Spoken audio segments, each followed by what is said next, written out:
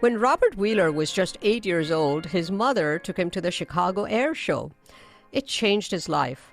From that moment on, Wheeler became obsessed with just one goal: to become a fighter pilot. And it was just something that was downtown. And I'll never forget it. I was 8 years old and I saw these airplanes flying, and I decided right there that that's what I wanted to do. I wanted to be a combat Air Force pilot. I believed in the country. I still do to this day. I believe in everything that it was. My father was a disabled veteran, so I would hear the stories of what happened in World War II.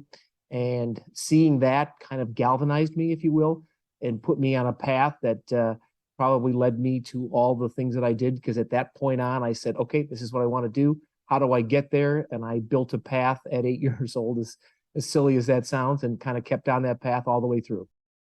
Hello, everyone. This is When It Mattered. I'm Chitra Raghavan. Wheeler more than fulfilled his childhood dream. During his 32-year career in the U.S. Air Force, he served as a combat pilot in the B-52 and B-2. He earned more than 5,000 flight hours and 7 operational commands, including wing commands in the 2 largest bomber wings in the U.S. Air Force. He retired in March 2016. Major General Wheeler's decorated career in the military culminated in his role as DoD Deputy Chief Information Officer for Information Infrastructure and Command Control Communications Computers, or C4, at the Office of the Secretary of Defense at the Pentagon. That's just one of the numerous leadership roles in the U.S. military that Wheeler has been tasked with, both here at home and in hotspots around the world.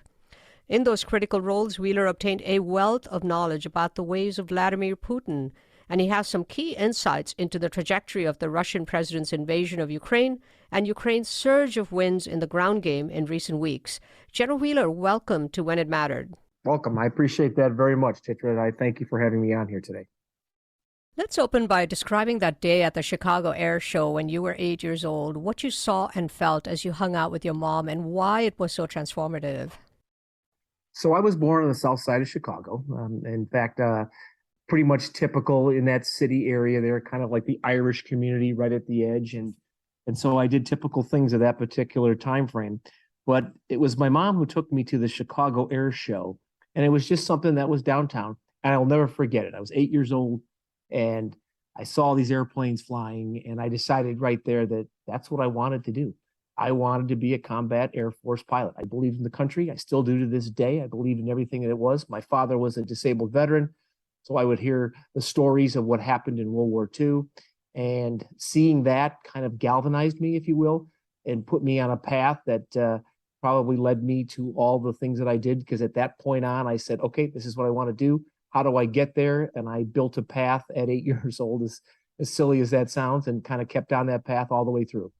So, most kids don't fulfill their 8-year-old self's dreams. They don't have kind of that almost obsessive zeal. And I mean that in a very good way here that you demonstrated after the air show. So how did you keep going? This is before, the world opened up to us with emails and, Google searches and all of that knowledge that is now at our fingertips. You were 8 years old living on the south side of Chicago. And how did you go from seeing those fighter pilots kind of painting the sky with their extraordinary acrobatics to becoming a fighter pilot yourself? What does an 8-year-old do in that situation? So a lot of things, actually. So I actually contacted a recruiter at about 8.5 years old. As silly as that, he listened to me. And so he talked to me and he gave me some things to read. I was a paper boy at the time. I had a morning route in the summer and an afternoon route. I used to always go by the Chicago Public Library, and I'd get off my bicycle. I had an old Schwinn bike that had a little thing in the front, if you can imagine all these newspapers sticking in the front. And actually one of the places where I dropped the newspaper off was the Chicago Public Library. So I dropped one off and I go read about the latest things in that area, grab a newspaper in there. And frankly, when I was rolling papers in the morning and the afternoon, I'd see articles about the Air Force and I'd read them real quick, and I would do that. And so I got into kind of a lot of activities in that area. I mean, I was into Estes model rockets, if you know what they are. They're little rockets that have these little engines you put in there, and they're gunpowder engines. And, there's a lot of aerodynamics associated with it. And there's little electronic things you can put in there. So I would take my money for my paper route, because we didn't have a lot of money. And I'd buy all these fun things and I would shoot them off. And that would be one thing I would do. And I got heavily into ham radio, amateur radio. So I built a lot of electronic stuff. And frankly, my uncle he was in the Navy at the time, and so he started helping me in that particular arena to try to think about the electronics and do it. And the biggest thing that recruiter told me though is math and science, math and science. That's how you're going to get into the Air Force to be a pilot. Make sure that you're physically healthy, you do your athletics, and then he said, but focus on math and science. And that's what I did. So when you contacted that recruiter at age 8.5, what was his response? Well, it's kind of funny. He goes, "What caused you to do this?" And I said, "Well, my mom took me to the air show." He chuckled a little bit, but he listened and he talked to me, and it left an impression on me. So my dad passed away when I was 7 years old. So I had a lot of people that kind of came in and out of my life, and males, and frankly, I had a lot of strong women in my family. My grandmother came from Austria. She ran from the Nazis per se, came across to the U.S. And because my dad had passed away, it was my grandmother that was home a lot because my mother had to work. And so she was very strong in how she viewed raising children. And she would help contact leaders in the area that were male, in the sense that to give me some kind of something to look up to. And so I would talk to them about my dreams, and they would give me ideas. And the recruiter I probably contacted 3 recruiters before I was 16 years old, just to talk to them to see if I was on the right path. And it was just the telephone, the Chicago Public Library, and friends in the neighborhood, honestly.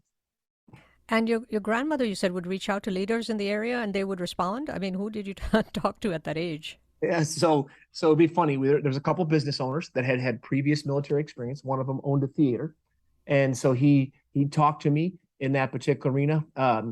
There was a fire department. You know, you kind of look at the Chicago Fire, the TV show. Well, in my younger day, there really was something like that. And again, that was another part of my paper route. I dropped it off, and some of these guys were ex-military. I would talk to them about their experiences at that particular time. And remember, we're in a pretty big transition, because before in the Vietnam War to after the Vietnam War became the all-volunteer force. Very, very different military. So I would get different opinions, and I was kind of cataloging those in my head.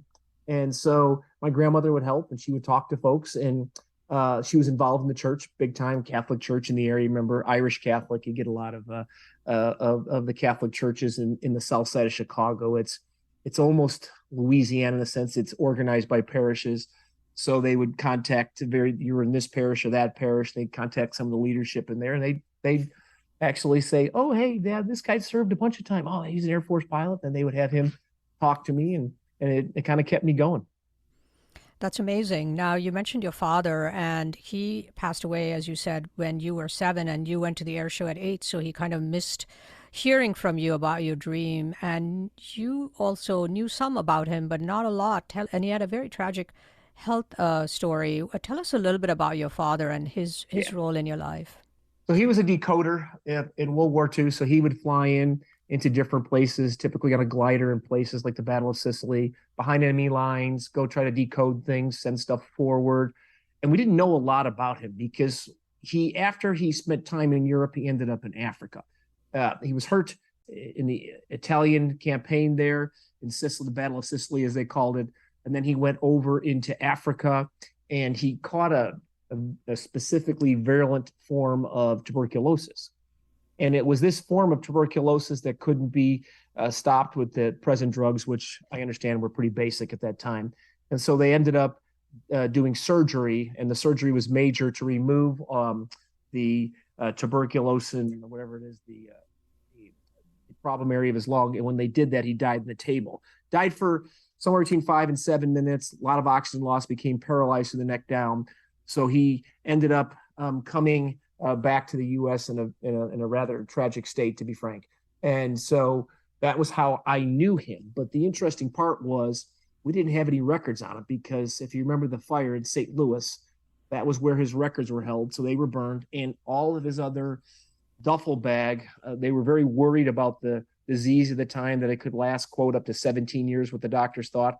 So they isolated that particular bag, and I was not allowed to look at it, open it, or have access to it until the 17-year time frame was over. So when that happened, we waited to 17 years, and I opened it up, and it was a treasure trove of pictures and his wallet, letters to my mom, things that were going on in that particular area. He was at the Potsdam conference. He ended up doing decoding for the president, his thoughts in general, nothing specific, of course, but where he kind of viewed the world situation, his battle stars, which I had no idea about. I had no idea that that had happened. He didn't like to talk about it because he could still speak and have a discussion, even though he was paralyzed at that particular point. Wasn't always as articulate, but he could talk about it. He just didn't. So I got to learn about my father well after his death, and only through that particular duffel bag that we were able to open up after 17 years. And the fire you mentioned was at the Army Record Center. So you only had what was in the duffel bag was your memories of your father, essentially. That was it. That was really, there was a record that he was in. There was a record that this was his time, that he was a disabled American veteran, but the specifics of all of it were gone. They were just burned with the fire in St. Louis. And you would have been 9 at the time. Do you remember the day, I guess, you and your mother opened the duffel bag? Was that how it happened? Yeah, it was kind of like quite by accident. We had forgotten about it, and we were cleaning the basement, and they had let us have it after 17 years. It was down there, and I do remember, I don't remember the exact day, but I can picture it in my head when it happened. And I do remember my mother being a little bit uptight about opening it up for the reasons that we discussed in the past, and not sure what to expect. And so we opened it up, we went through it, and there was a lot of tears. I'll just leave it at that. We've talked a little bit about your father. Tell us a little bit about your mother, because she also was a very extraordinary woman. Yep, sure. So for my mother, it was a lot about taking care of the family as best she could. It was a different time. She was born in 1920. And when my dad became a disabled veteran, the veterans system at that time, and it's very different today because I've been in them today, and I'm much more proud of how we take care of our veterans. At that time, it was after Vietnam and World War II, and it was not good. I would come into a veterans center, and I still to this day remember those smells of my dad in that bed and not having a chance to go to the bathroom in 3 days, and basically living in his urine at that particular time. And so my mother brought him home, and that was a very focal time for her because she had to make money in the south side of Chicago to do that. And so she started as a secretary and became the president of a small company. And that was how we got our money. And we went bankrupt a couple of times, actually, just paying medical bills. But she still did it, and she provided, and she did a great job in that particular arena. She was, as we talked about before this particular podcast, she was one of the first, if not the first, according to her obituary. She was the first woman in Chicago to get a mortgage. And in 1961, she had to put $40,000 down on a $44,000 house, so not much of a mortgage, but that was where she was. And so she was a pretty tough woman, and she was a big athlete as well. She believed that boys shouldn't be hugged too much. And so, and she also believed that occasionally boys, depending upon the personality set, needed corporal punishment. And that definitely happened when I walked outside the allowed bounds, I'll put it that way. And so from that particular perspective, that was how I was raised. You know, it's kind of interesting that your father was a decoder, and you're deeply, your whole career has been steeped in information technology and command control communications, you know, information transmission and all of this, and also his fighting for the country during World War II. Do you think that if that bag had been opened sooner, that your life would have been different in any way, or it just seems like you went out took his footsteps, even though you really didn't know a lot about him? Yeah, that's a fair point, Chitra. If I take it from a hindsight perspective, I don't think I was trying to follow my own dream, but the parallels are actually somewhat striking when you start to think about it. Part of it, I also would argue, Chitra, was when the Air Force, as I was telling you, we didn't have a ton of money. So I focused on my math and science through high school. I had some really good teachers, and I truly mean that actually had a lot of patience with me and really focused me in finishing up math. And it allowed me to get a scholarship through ROTC. But there was a catch on that. And that catch is that you had to have a hard science or a engineering degree to become a pilot. So again, on my pathway, I didn't think about becoming an engineer at that time. I wanted to be a pilot. So whatever it took to get through that gateway, I would do. So I became an engineer, and it was really something that impacted me throughout my life afterwards, using the grades that I had gotten from teachers that really focused and helped me in school and the scholarship. And so I became an engineer and then went into pilot training right after. So it's kind of all those paths. I think your point's well taken, that there are personality characteristics that probably are from my dad that led me to that. But it was also the Air Force's demand, if you will, that, hey, if you want a scholarship, you want to go to college and become an Air Force pilot, you're going to become an engineer or hard science. And I think that was very effective. I mean, if I think about my squadrons of pilots, we had literally engineers from all over the country, and that's who was flying combat aircraft in the Air Force. So they had a lot of math background, a lot of science background, and they were deeply brought into that. And it really did help when I started getting into the network operations later on in my career. And I think you got your engineering degree at the University of Wisconsin, which I think you said was a really formative experience for you in terms of the later work you did as a negotiator on major international nuclear security, defense cooperation, information security issues with our allies and coalition partners. Why was it so formative?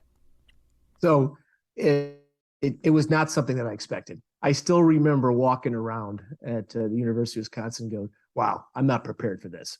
And so it wasn't the schooling, because frankly, I had finished calculus at the high school that I'd gone through, because I still remember Sister Blaze, who was part of the Catholic school at the time. That was my calculus teacher, was the hardest teacher of my life, and I can honestly tell you that. But it was actually just a diversity of opinions. You know, I came from the South Side of Chicago, which had, it had its own problems. There was a lot of crime. There's a lot of different things in a relative sense from that side. But the diversity of opinions at the University of Wisconsin of Madison across the board, from the left to the right, nothing surprises me to this day. I mean, it was fascinating to me, and kind of some good lessons in here. We all got along very well too. I mean, there was people yelling at each other occasionally, but at the end of the day, we still would have a beer together. We would still talk about things, but there was strong differences of opinion. And there was anti-military, there was pro-military, there was all different opinions. The world at that time was focused on the fact that we were closer during the Cold War to nuclear war, and it was really focused on the potential of tomorrow could be the last day, and all the different things that were occurring in there. And of course, the drug culture was pretty strong there in that particular time. So I was watching all of this happening, and got to have to, basically argue my points of view in a respectful manner, and got to see other different views. And it opened my eyes to say, okay, this is my view, but I get their point. And you know what? I think there's some place we can meet in the middle. And it's where I learned, from a negotiation perspective, the word consensus, which is really a bad word to some people, but not to me. When I always looked at it, that consensus was where everybody walked away unhappy, but everybody walked away with something they could live with. So if you were unhappy with the end result, but you could live with it, and everybody felt the same about that, that was consensus and a win. And that's kind of where I learned that from. Back to you. That's amazing. And you had trained in one way or another to be a combat pilot since age 8. What was it like to start flying and have the sky and the world open up to you, and then your first glimpse of nuclear weapons, and realize you were second in command or charge of those nuclear weapons? Yeah. My first stuff, I left college and I drove to in an older car. I'd always ask my mom for a car. He said, you can have a car, of course, when you're 23 and you can afford it. I still remember that to this day, because my son does not like hearing that, because he's in college right now and he hears the same story. And so I ended up buying this car with a loan from my mom, and I paid her back $500 a month. Because I started in the Air Force. But the story is, I'm driving this car. It was an Oldsmobile Omega. I go from the University of Wisconsin through Chicago, picked up some stuff at my home. On my way to my first day there as a second lieutenant, I drive through San Antonio, make a right turn towards Del Rio, Texas. This is where the base is, and it still is today, a training base. And I still remember not hearing a single radio station once I left Del Rio, or not Del Rio, but San Antonio, as I went further west. And I did not realize that it was so unpopulated without folks that there was nothing there. I thought there was something wrong with my car. So it was kind of entertaining. I'm out in the middle of nowhere going, God, I hope I'm going the right place. I get there, and literally in 30 days, the guy opens up the cockpit, gets out of the aircraft, and I am soloing my first jet aircraft. And that particular jet aircraft. He threw a bag of marshmallows, and he says, "Well, if you crash, I'll at least be able to roast the marshmallows afterwards." And I wasn't scared at all. I was excited as heck.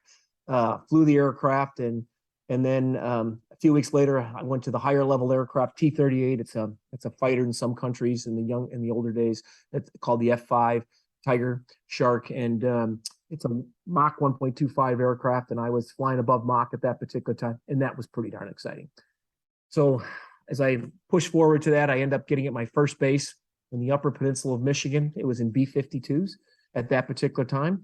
I was a right seat pilot, the co-pilot, as you will, at that time, and I was on alert.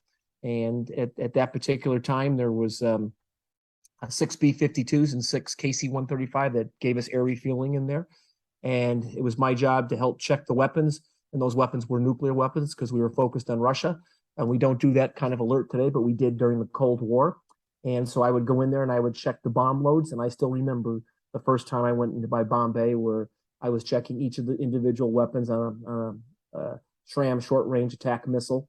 And it was on a rotary launcher. And then I had 4 gravity bombs with that. And it took my breath away when that came open. You know, if you think about this, I'm this kid at 23 years old that drove down to San Antonio, Texas, then made a right turn to Del Rio. I go through pilot training after a year, and I spend another 8-ish months, some of the toughest training, you know, survival training in the middle of nowhere, water survival, days on the ocean, and then in really good combat training, and then ended up at this base. And I'm about 25, basically, just about that. And I look in there, and I'm second in charge of these group of nuclear weapons. And depending upon the load, I had anywhere from 12 to 20 loads or 20 weapons. And there was 6 airplanes. And I'm 25 years old.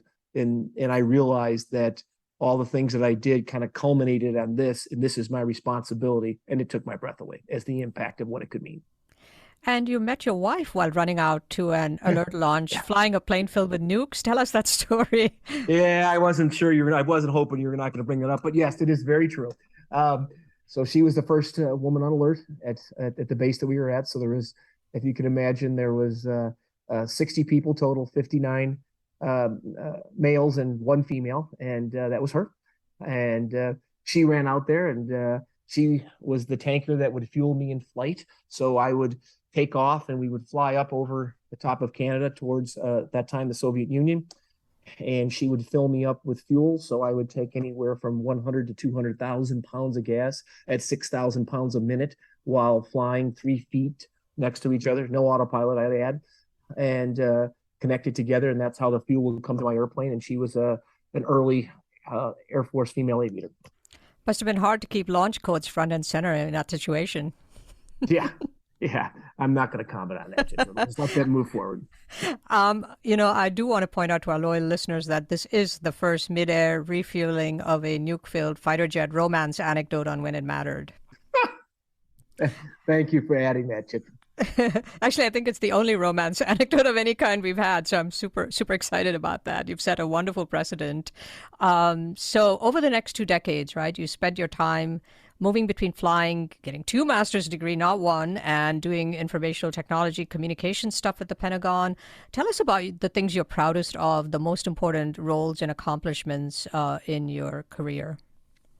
You know, we talked a little bit about this in the past, but one thing I learned about myself in the B-2 program, which is the stealth bomber, I was the commander of the 325th Bomb Squadron at the time, which was one of 2 B-2 combat squadrons. And what was interesting about it is, remember how I told you when I was 8, all I wanted to be was that combat pilot. And here I am in especially at that time, this is the King Kong aircraft in the Air Force. I mean, this is the epitome of really the best aircraft. It was by far the most expensive, most capable aircraft. It carried up to 80 weapons, and it was impervious to pretty much anything out there.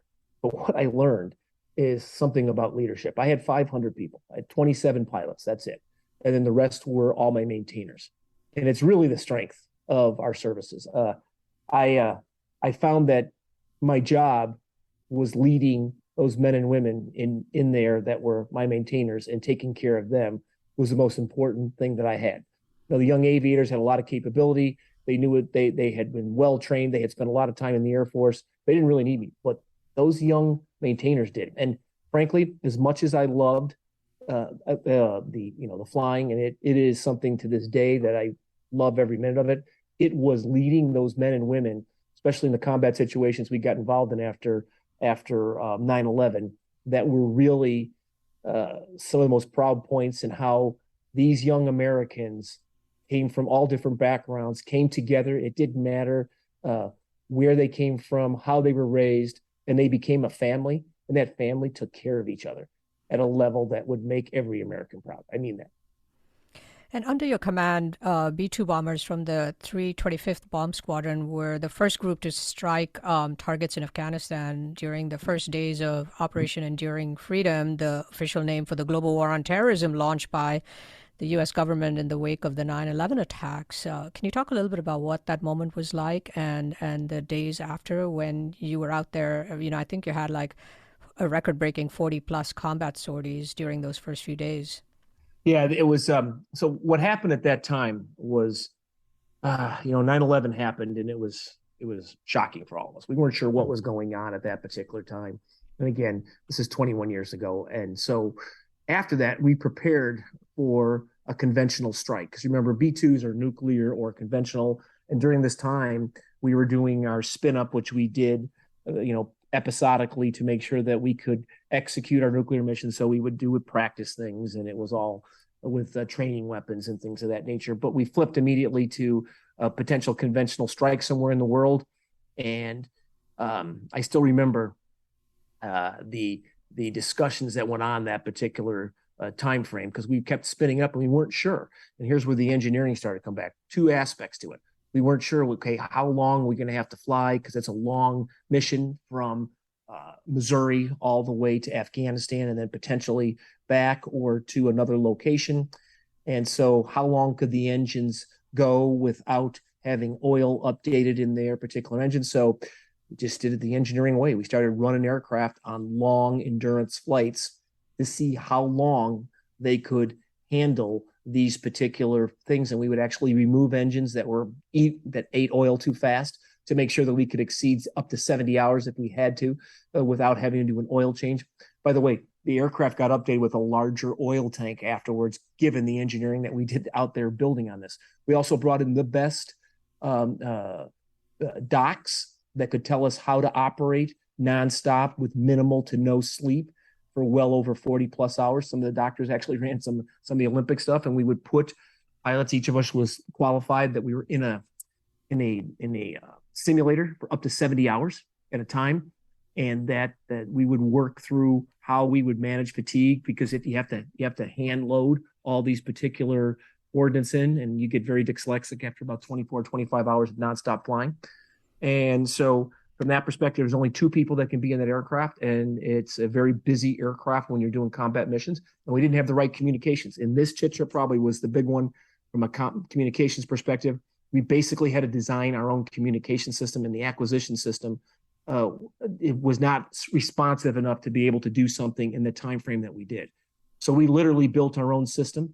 I still remember I flew a T-38 because we had two aircraft, that high-speed aircraft at the time. We used that for a lot of training, and I flew it out there, picked up some radios from the Army that were leading edge, built out some things. And I remember, if I told you about that amateur radio and ham radio stuff, we literally took all the engineer pilots and we built our own system, soldered it ourselves, built it in and put it in the aircraft. It's still in there today, by the way, and it's been updated and modernized. But inside of 30 days, we built this in there on the 6th of October, 2001. We were not supposed to be flying that day. We were told that it was a down thing. We weren't going to go. And I was still in the office sitting there, and I got a call from the COCOM commander at the time. And I got a call and said, "Can you launch in 4 hours?" And I said, "You sent my people home." And he goes, "Yes, but we have to change that. And we have to go tonight. Can you do it?" And I said, I sat for a minute. I go, "Can I put you on hold for a second?" I kind of did an internal checklist in my head, thinking about where my people were, what was going to take. And my sister squadron had to be ready to go as well, the Tigers. So we were the Cavemen and they were the Tigers. And these are all World War II names that were both squadrons that we basically inherited. And so I thought about it for a minute and I said, yes. And then I put the phone down and I paused for a minute and go, holy smokes, and picked the phone up again. And I said, I have a question. One more thing. What is the amount of risk that you need me to take? And the 4-star said to me, 8th Air Force max effort, which if you've ever watched the movie 12 O'Clock High, that is a very historical comment. So I said, okay. So we put it together. We launched in 4 hours. And that team of the 325th Bomb Squadron and the Tiger Squadron, which is my sister squadron, we took off. The airplanes took off, and I used the call sign. We had an internal word that in the event we had to do something very quickly. The term was chainsaw. So because we didn't have a lot of secure phones at that particular time, I called my maintainers in immediately, and we said the word chainsaw. So that was the word we used. They came in, flew in, and in 4 hours, those aircraft were ready to rock and roll, and they launched on time. And at that point, we didn't have presidential authorization, so we were only to fly to a certain point in the Atlantic and then wait for his authorization. And that radio system we put in was the one that was going to help us through this. And at that point, we got it, and we were authorized that night for the strikes. And my team went in there, and they started to be the historical combat missions, going from Missouri, spending about 4 hours inside of Afghanistan, and taking out all the different things. We were on our own. There was nothing else, the team. And then they went into Diego Garcia, landing in the 40+ hour range. And then they changed out and came right back to here with us. All they changed out were pilots, came back to Whiteman Air Force Base, and we turned and burned those aircraft. And we did that for several days until all the major targets were taken out. And kind of a small corollary, it'll bring, there's a lot of memories here. The teams put together the release things on each weapon, on their joint direct attack munitions. They're very precise weapons. There's a cord that when the airplane leaves, it pulls on the actual fuse to allow the fuse to be activated. So the weapon doesn't get fuse activated until it's significantly from the airplane, about 20 feet, and then it activates, and then it starts to spin up that fuse. Those particular fuses, the cord, we put into a plaque, and we gave it to the fire department for all the 300+ people they had lost in New York. And the first airplane that we got in the group that was over there was, each of them were named after a specific part of the country. It was the Spirit of New York. So that was kind of the piece that we had there. And we put a plaque on there so this never happens again. And that was what we gave to the families and the fire department. So we could send a message. That was it. It's an incredible story. And those memories, right? I mean, you can't believe how it's happened 21 years ago, and it feels really like yesterday. And for you, I'm sure there must be incredible memories associated with those flights in and out of Afghanistan. Yep. It still brings a lot of emotions to me, as dumb as that sounds. So, and so you've spent a lot of time in the Baltics, a ton of time in the Balkans. You've been all over Europe in a variety of really, really critical roles. Talk a little bit about sort of that experience and especially as it relates to Russia and Vladimir Putin, and we can talk about Ukraine. Sure. So I had some interesting times out there. They sent me to a school out there because they needed me to come back real quick to do some command, and it was called the NATO Defense College. The Air Force is really big on education. They like to get you various degrees at different times because they think that you need a break at times, and that break in academics to give you to build out how you think so that you have a diversity of opinions is important. We had a chief of staff of the Air Force, General Fogelman, who was very big on making sure that we had a diversity of academics to allow us to understand the world and understand the context of making decisions as senior officers. And so he was really big in this. And they sent me to the NATO Defense College. And it was just fascinating to me because there was 2 Americans, and it was in Rome, Italy, and it was very different school than what I had been to. I had been to what I would call academically tough schools, where I had basically an international poli-science master's as one of them. I had a technical master's and a poli-sci masters. And I still remember getting the 72 books a quarter and watching the shocks in the back of my car, by the way, that same car that I started in the Air Force with, go down, and the weight in the back of the car as I had to go learn to speed read through all those particular books. This was different. This was more about human interoperability. I had to do a lot of different negotiations, and I had to work with different teams, but we got to fly over the world. And I'll give you two quick anecdotes. We were in Russia, and it was just me and one other American. He was a Marine that had just came back from Afghanistan. I had been multiple commands all over the world. So we were this was kind of de-spinned. It was a de-spinning for us when we were listening. This was in 2003, and we would fly through all different parts of NATO. And at that time, we had a better relationship with Russia, and we flew to Russia, and I got to sit through their Duma, their Congress per se. And it was just, we all sat through it, and they were asking us questions. We asked them through an interpreter. And the interesting part was the one of their Duma members said that he was a general officer.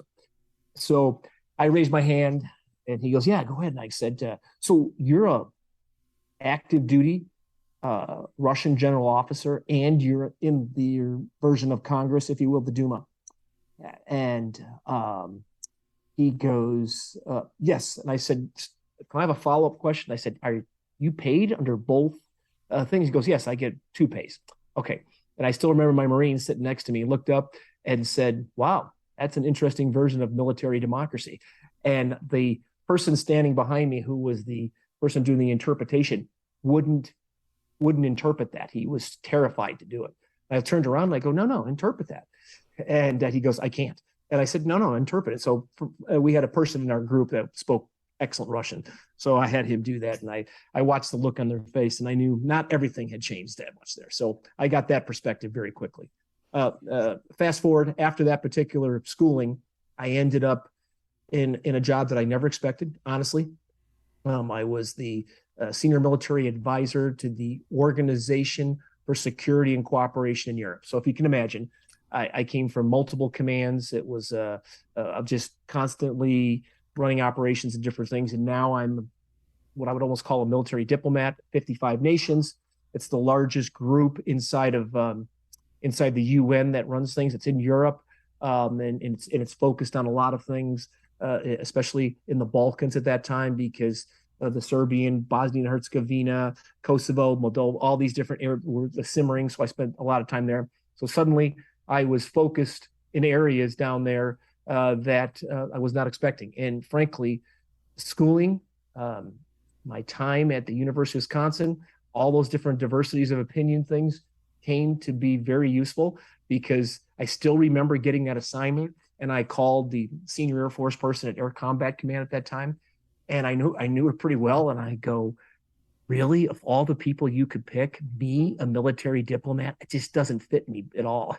And she started laughing. She goes, "Oh no, we all got a kick out of it too. As soon as we put you in that assignment, we laughed, but we said, you'll do good at this." And it actually was a very formative job for me that taught me a lot. And I got to have some impact on things that I never expected at that particular time to do that. So back to you there, Titra. And so your job was to deal with the Russians, right? What did you make of and you had quite a bit of back and forth, right, dealing with Vladimir Putin, and what did you make of him, and what did you learn dealing with the Russians? Well, we didn't deliver directly with Vladimir, but what I did learn is that, there was still a lot of uncomfort from the Cold War, and there was a group inside of that absolutely were still licking their wounds from what happened in that particular arena. I also understood very quickly that that the way they think through things is very technical. They have a very focused view on their future in history, and they feel that they were belittled, that they lost more than they should have, especially in the group that we were dealing with. And there's some names that you would know today. And those particular folks were trying to claw back as much as they could, where they could at that particular time. So what you basically saw was change that was occurring in a very positive way, but there was the old guard that did not want those changes. And it was very clear to me that unless we, as the West, consolidated those particular gains, in other words, continue to teach these people how they can be successful in a Western way, help them transition from their old Soviet past, that they were going to snap back into who they were in the past. And I was very worried about it at that time. I spent a lot of time talking to my colleagues about it from various parts of Europe, and they were focused internally. They truly were. They thought that part was over, and we did the same thing in the U.S. And I really think that we missed an opportunity to finish what was happening over there. And I say finish in a positive way, to train them how democracy or a piece of democracy in the way that the West thinks can actually help their country and can actually make them a better part of the world and bring up the next generation of Russians that are going to be much more capable, that are going to be a better part of the world, and they can enjoy a level of prosperity that they didn't have then and they do not have today. And what did you make of Putin's invasion of Ukraine when it happened? What was your thinking, given all of your experience and all of your knowledge? That they're very isolated in how they think, to the point that we had talked about. They're not listening to worldviews. They don't have that University of Wisconsin with a diversity of views from left and right. And they only have a group of leaders that are very tight with them, limited access to the internet, don't necessarily watch TV very much, so really don't know what's happening, but only get that internal view from basically a single feed that comes to them. And we're actually believing their own rhetoric, and we're trying to get back some of their buffer states that they thought that they had lost illegally, irresponsibly to the West, and they wanted some of that back. And in particular, the idea was to hide behind a view that Nazism was happening inside of Ukraine, and that they needed to stamp it out and try to bring out that World War II emotions against Nazi Germany. And in fact, it was based upon very little data, but they started to believe it. So I was worried about the fact that this was only the beginning, and that first off, if they won and did it very quickly, it was going to open their appetite to the Baltics, to Moldova, all those particular arena. If they didn't win well and they got caught in the situation they are today, that it would open up the potential to a desperate leader who, let's put it very, very pointedly, dictators, do not do well when they lose wars. And it's just a factual matter. And if you've watched the number of people close into his family, if you will, or his supporter group, fall out of buildings, suffocate, fall off of boats, you're starting to see the implications and ramifications of what's going on in that particular region. Absolutely. At least 6 very interesting deaths, right? Jumping, supposed suicides, all of these senior executives in oil companies, and there's all kinds of really interesting thing going on. And in the meantime, you've had Ukraine make something of a pretty spectacular comeback in recent weeks as they're reclaiming some of their lost territories, particularly in the Northeast. And there's been some reporting on the fact that Ukraine has had special forces training, and so they're able to kind of use some of the advanced techniques of U.S. Special Forces. But I know there's a lot more than that. What is your analysis of the reasons that they have been so successful? So you hear a lot about high-tech U.S. weapons, which is a play in it, what plays in it. You hear about the intel side to it. But what I see there, honestly, is something that goes back to 2 aspects here. The discussions that we basically had before. First off, for the last 8 to 9 years, they've been being trained by Western forces, including the U.S. And it's not been on special forces just, but it's been on how to have a professional NCO, non-commissioned officer corps.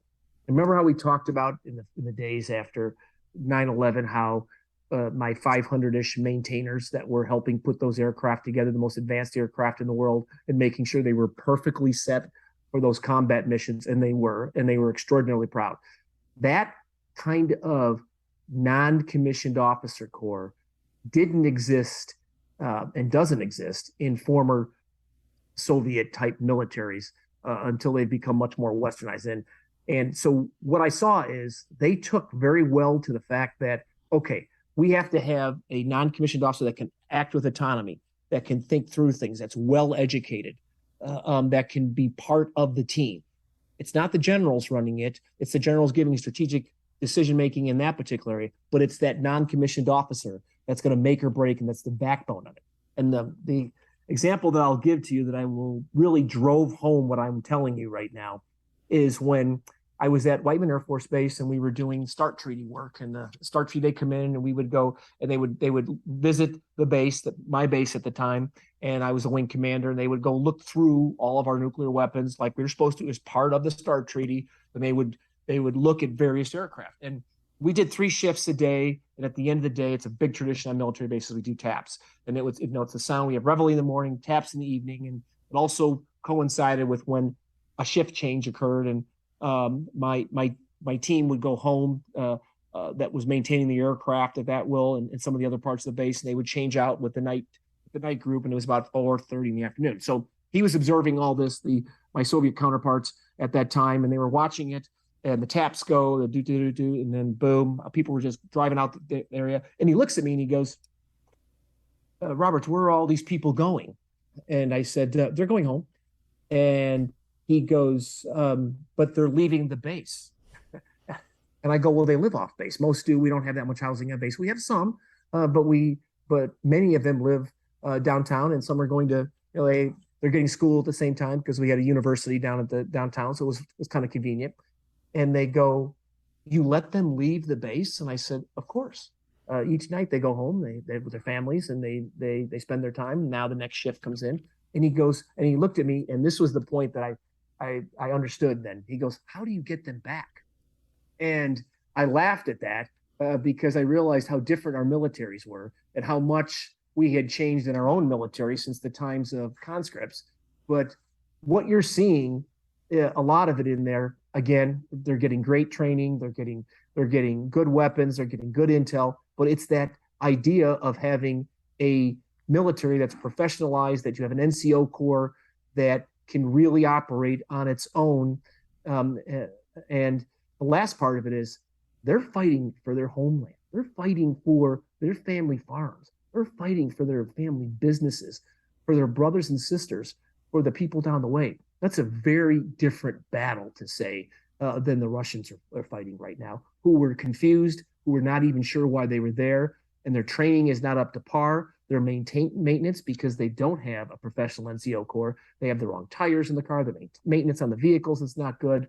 And because of that, it's a very different approach to operating as a team. It's not a team that comes together like a football team and as charismatic leaders that understands the mission, that can operate on its own, that knows the game plan. In fact, it's something that is forced together, that doesn't fully understand why they're there, and it makes a very difficult situation there. So what you'll read in the paper is all focused on the high-tech weapon, but I really think it's about the people. And I think the 2 biggest reasons are, frankly, they have professionalized with the Western training, their own NCO corps, their leadership understands that, and they have learned how to operate autonomously on mission orders and to do things in a way that lets them operate in small teams. And frankly, they are fighting for their grandfathers, their grandmothers, their parents' farms, their businesses, and their future.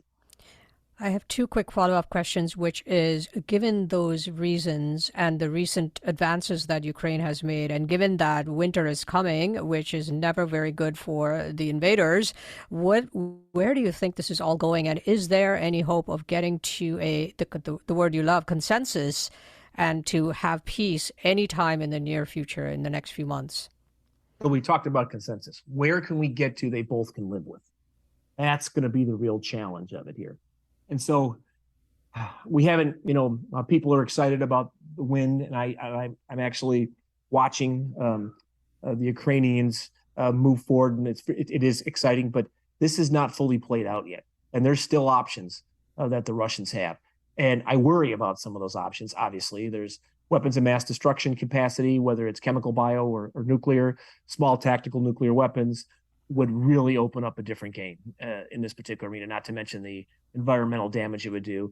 Let's say one of the nuclear power plants becoming suddenly a giant mess that would actually potentially affect large portions of Europe in some ways. So this situation is far from over, and where it's going to go, what is Lukashenko going to do? What about Belarus? What's going to happen next in that particular arena? Or is there going to be a coup in the near term that could change a lot of this? All these are factors that could occur. Can we get to consensus? I think we can. I see a couple of options, but we need to have off ramps at a certain point where people can save some face, in my opinion, here, and can move forward. At the same time, we've got to find a way to prevent this from happening again. So there's a lot to balance here, and this is far from being fully played out. And you are correct. The invaders are not going to have a good time in the winter in that particular, although I would argue in some cases, they can't move forward because the ground is not frozen. And so it could, in certain cases, help the invaders. But in most cases, it's going to be a long winter because they are not prepared for that long winter. From a logistics perspective, that is their Achilles heel. And the Ukrainians are exploiting that with precision. And the other question I did have was with regards to the nuclear threat, which you just mentioned, and given your deep, deep, deep expertise and background in this area, when you see the Russian missile that just a few hours ago, as of this taping on the 19th of September, striking like roughly 300 yards from the southern Ukraine nuclear power plant, or the recent attacks on the Zaporizhia nuclear power plant, which is Europe's largest nuclear power plant, which has repeatedly come under fire. How nervous does that make you, given your expertise? Yeah, we're going to have more tragedy, Kitra, before this is over. I still remember, living in Austria, we used to have, at the time, we used to always have the iodine tablets that we were given by the embassy in case one of the plants over there ended up having a radiation leak of any kind, and we would be given an authorization to take those and our children to fill up your, the iodine was to help prevent further damage to your different organs. And so we always had that available, especially at that time with old Soviet type nuclear power plants. So what I see over there today, the two playouts could be a nuclear mess at one of the power plants, in particular the one that you just discussed. The fact that a weapon which are not accurate to the same level that the U.S. is was within 300 yards. That is just luck that it didn't hit it. The fact that nuclear weapons, let's say a tactical nuclear weapon, could be used in that particular arena from a very desperate leadership thing is another aspect out there. What I have noticed that's made me more uptight, what's really interesting about the START treaties is it taught the U.S. and the Soviets at the time and the Russians today how to have an ability to have rhetoric with each other, but not to walk across certain red lines, especially in nuclear weapon discussion. So we would send messages to each other pretty clearly on how we were talking, but we wouldn't walk across red lines so that we would not make the other country nervous in a nuclear realm because of the impact to the world. I see a lot of those older constraints removed, especially in the latest conflict and the discussions that you're hearing about nuclear weapons and or the power plant that we just discussed. And that is new, that is different, and that adds more risk to the situation. But it also shows we're seeing a Russia or a throwback to the Soviet days of a much more desperate situation that's developing. And that's why this is not fully played out. And I think that in the next 2 months, you're going to see give and take on both sides. And hopefully we get to a place where we can come to consensus and we can start helping the people that have been displaced and all the pain that's going on both sides. Over to you. So before we start to wrap up, I want to get your general sense of your view of the world as it is today with this chaos in Ukraine and all of the, the stuff that's flowing out of there in addition to everything else that's going on. You remain an advisor to the U.S. military, to the U.S. government in a variety of roles. You are an advisor to a lot of commercial advisory panels. You are a part of the Jones Group, led by General James Jones, former Commandant U.S. Marine Corps, former National Security Advisor to President Barack Obama, who was recently on this podcast. I would highly recommend that for our listeners as well. And you are, advising governments and private bodies in a variety of roles. And so where do you think we are headed in the next few months? Yeah. I thought we were supposed to end this on a positive note. We're coming to that. We're coming to that. So in any event, so what we're seeing right now is a world situation that's pretty tense, obviously. I mean, you've got two nuclear states, Russia and China, that are both in a internal tumultuous and external. So in China, what you're seeing right now, you've got a lot of change internally. You've got economic issues that are not fully transparent to the rest of the world, that looking more and more very negative these days. A situation with Taiwan that is explosive because it is such a internal piece to them as well as to the rest of the world. You've got North Korea right now trying to test their new submarine launched ballistic missile, as well as potentially doing another nuclear test, which is going to open up more stress in the world. And you got to keep that in perspective. So you have Russia and China. So, Russia physically is multiple times larger than the United States. Fascinatingly, China has, depending upon what numbers, 3 to 5 times the population we do, but in the same physical size as the United States. You take a look at North Korea and South Korea, and it's like, it's basically, if you kind of think about it, like Indiana against Kansas. I mean, the size, but yet, having a larger impact. And so we have nuclear weapons clearly in North Korea, growing that. It's a large tool. It's a bit unstable, especially some comments recently about the idea of if somehow the dear leader is taken out, that they would automatically launch nuclear weapons. It's new rhetoric, and it's rhetoric, but it's still more unsettling in that particular arena. You take a look at what's going on in the negotiations in Iran, and we have a very unstable country in a lot of ways that's exporting terrorism around the world. It's creating environments where they would push instability throughout the Middle East and to the West wherever they can, and building their own nuclear weapons. You can argue with how close they are, but if they end up getting a nuclear weapon and they're actually able to demonstrate that capability, a lot of other countries in the Mideast are going to instantly want to have those. And because of that, that's going to really involve a lot more unrest. So that situation is dynamic right now, and that one is probably going to end up being the most explosive in the next couple of years. But when you watch North Korea and Iran and China and Russia, and you put them all in perspective, we have more risk going forward than I would argue we've had in decades. And it really worries me from that particular perspective. And I did want to end this on a positive note. Well, looking back on your life, what would you say to your younger self, to your mother who took you to the Chicago Air Show when you were 8 and changed your life forever, to your father, paralyzed from the neck down, World War II combat veteran, whose life and his past and his achievements were in his duffel bag, a secret from you for 17 years. What would you say to them about the journey that you've been on?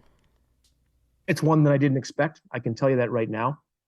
I was prepared for it by ways that I didn't fully understand.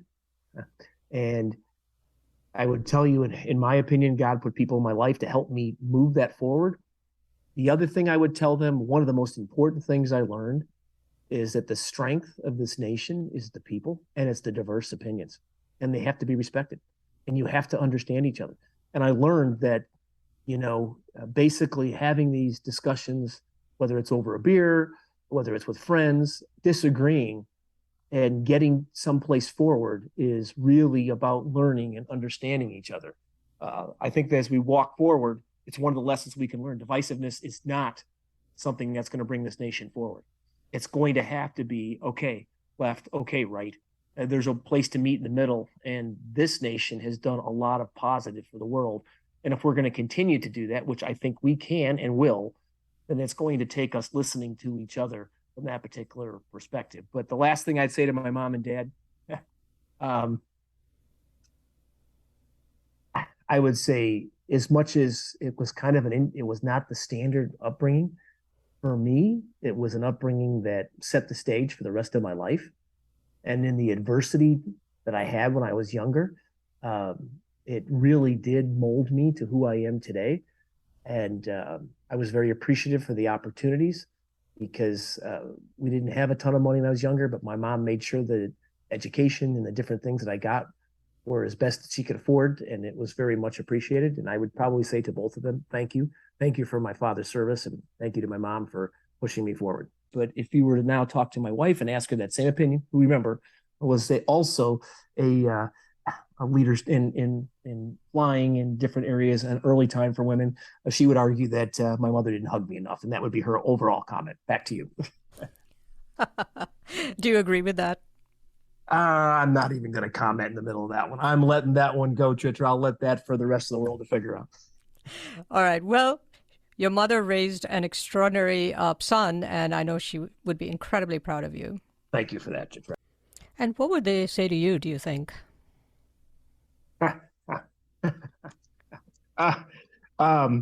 If you knew my mom, she would say, remember that grade you got in junior high school? You should have gotten an A, not a B minus. That would have been the first thing, because that would be the first. I'm absolutely positive I would have got that one. And on that side, but I think I would have got a hug, and she would have been proud of me. That's wonderful. And I'm curious, did you ever stay in touch with that recruiter you contacted at age 8.5? No, I did not. Honestly, I did not. I was so moving forward that I didn't. But I got to talk to a lot more people at that time, and the story was the same. They needed help. They needed pilots. It was an opportunity, and it was great. So no, I did not. I'm sure he kept track of you and is very, very proud of you. Thank you. It was. Thank you so much for joining me today and for this absolutely fantastic conversation. My pleasure, and I enjoyed it very much, Chitra. Thanks again. Major General Robert Wheeler is the CEO of Strategic Consulting Unlimited, LLC, and a consultant at Jones Group International, led by retired General James Jones. General Wheeler advises the U.S. military and commercial advisory panels on strategic issues of national importance, including geopolitical defense issues, cybersecurity, stealth platforms, secure 5G, joint all-domain command and control, and nuclear command and control and deterrence. This is When It Mattered. I'm Chitra Raghavan. When It Mattered is a podcast from Good Story, an advisory firm helping technology startups with brand strategy, positioning, and narrative. Our producer is Jeremy Kaur, founder and CEO of Executive Podcasting Solutions, with production assistance from Kate Cruz. Our creative advisor is Adi Wineland, and our research and logistics lead is Sarah Muller. Don't forget to subscribe to the show on Apple Podcasts or your preferred podcast platform. And if you like the show, please rate it 5 stars, leave a review, and do recommend it to your friends, family, and colleagues. For questions, comments, and transcripts, please visit our website at goodstory.io or send us an email at podcast@goodstory.io. Join us next week for another episode of When It Mattered. I'll see you then.